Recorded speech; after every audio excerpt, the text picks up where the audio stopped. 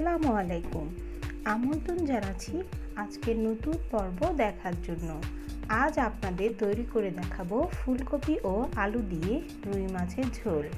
আপনারা বাসায় হয়তো এই রেসিপিটি করেছেন, কিন্তু আমি কিভাবে এই রেসিপিটি করি তা আজ আপনাদের সাথে শেয়ার করছি। আশা করছি পুরো ভিডিওটি আপনারা দেখবেন। এখন মূল রেসিপিতে যাই। প্রথমে আমি মাছগুলোকে লবণ দিয়ে ভালো করে ধুয়ে নিয়েছি। এখন আমি মাছগুলোকে ভেজে নিব। তাই আমি এখানে নিয়েছি হাফ চামচ হলুদ গুঁড়া, হাফ চামচ মরিচ গুঁড়ো, হাফ চামচ লবণ। এখন আমি এগুলোকে মিশিয়ে নিচ্ছি।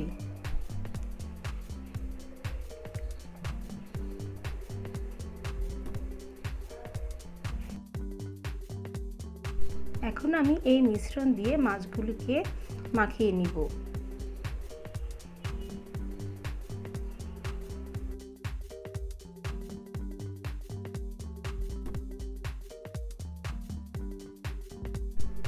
মাছগুলো মাখানো হয়ে গেছে। আমি এখন মাছগুলোকে 5 মিনিটের জন্য রেস্টে রেখে দিচ্ছি। এখন আমি একটি হাঁড়িতে হাফ কাপ পরিমাণ তেল নিয়ে নিয়েছি। তেল গরম হয়ে আসলে আমি এক এক করে মাছগুলো দিয়ে দেব। মাছগুলো আমি মিডিয়াম হিটে ভেজে নিব।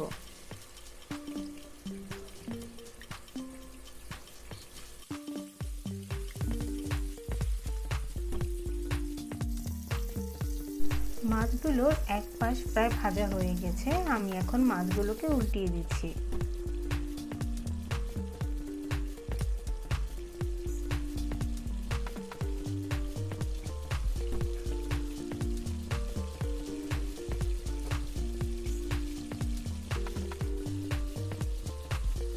মাছগুলোকে আমি কড়া ভাজি করব না, তাই এখন মাছগুলোকে আমি তুলে নিব।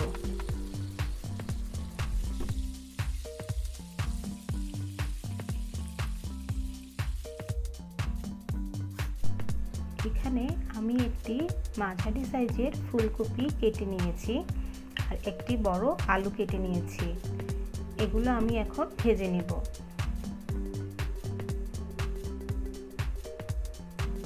আমি যে তেলে মাছ ভেজেছি একই তেলে ফুলকপি এবং আলুগুলোকে হালকা ভেজে নিচ্ছি। এগুলো হালকা বাদামি হয়ে গেছে। আমি এখন এগুলো তুলে নিব। এখানে আমি নিয়েছি 1 চামচ পেঁয়াজ বাটা, 1 চামচ আদা রসুন বাটা এবং পেঁয়াজ কুচি আর একটি বড় টমেটো টুকরো করে নিয়েছি আর 4টি কাঁচামরিচ নিয়েছি। আর এখানে নিয়েছি 1 চামচ মরিচ গুঁড়া, 1 চামচ ধনে গুঁড়া, আধা চামচ হলুদ গুঁড়া, আধা চামচ জিরা গুঁড়া এবং 1 চামচ লবণ। আমি এখন একই তেলে পেঁয়াজ কুচি দিয়ে হালকা বাদামি করে ভেজে নিব।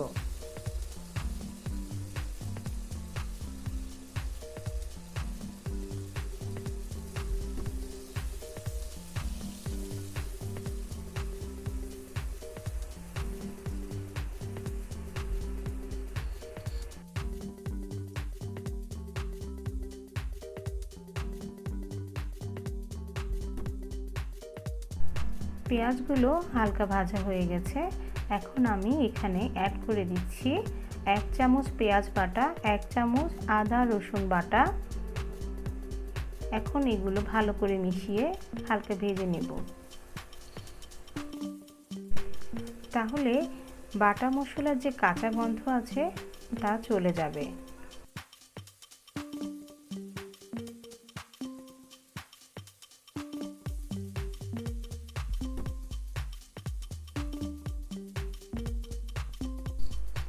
এখন আমি গুঁড়ো মশলাগুলো দিয়ে দিচ্ছি। সামান্য পানি দিয়ে দিচ্ছি যাতে করে গুঁড়ো মশলাগুলো পুড়ে না যায়।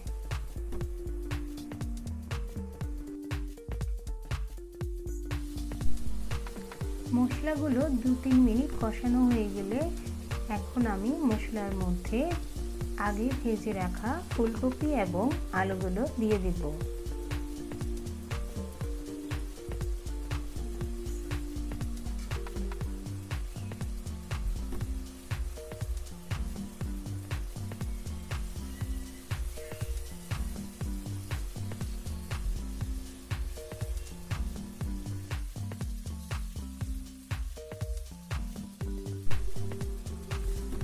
কষানো মশলার সাথে ফুলকপি এবং আলুগুলোকে ভালো করে মিশিয়ে নিচ্ছি।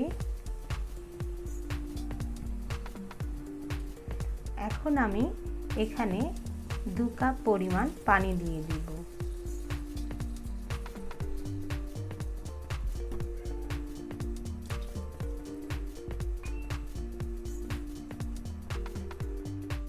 এখন ভেজে রাখা মাছগুলো আমি উপরে দিয়ে দিচ্ছি।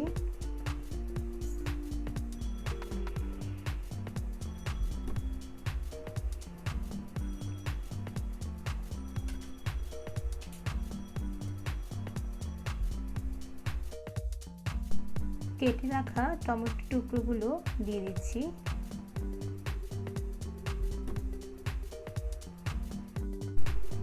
সবশেষে দিয়ে দিব ফালি করে রাখা কাঁচামরিচ টুকরোগুলো।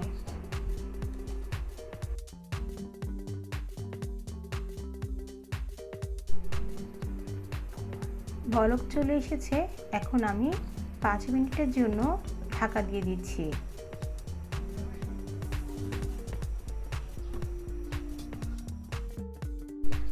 পাঁচ মিনিট পর ঢাকাটা আমি তুলে নিচ্ছি। ঝোলটাও ঘন হয়ে এসেছে।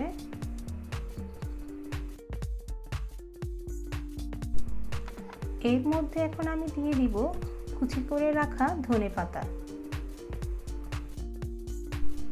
যে কোনো মাছের রেসিপিতে ধনেপাতা কুচি দিলে খেতে অসাধারণ লাগে।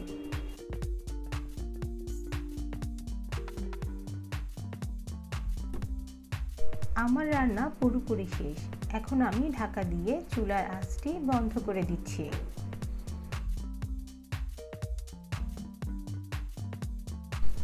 তৈরি হয়ে গেল মজাদার ফুলকপি আলু দিয়ে রুই মাছের ঝোল। আশা করছি রেসিপিটি আপনাদের ভালো লেগেছে এবং আপনারা বাসায় ট্রাই করবেন। ভিডিওটি কেমন লাগলো কমেন্টস করে জানাবেন। রেসিপিটি ভালো লেগে থাকলে আমার চ্যানেলটি সাবস্ক্রাইব করে আমার পাশে থাকবেন। আজকের মতো আমি এখানেই বিদায় নিচ্ছি। আল্লাহ হাফেজ।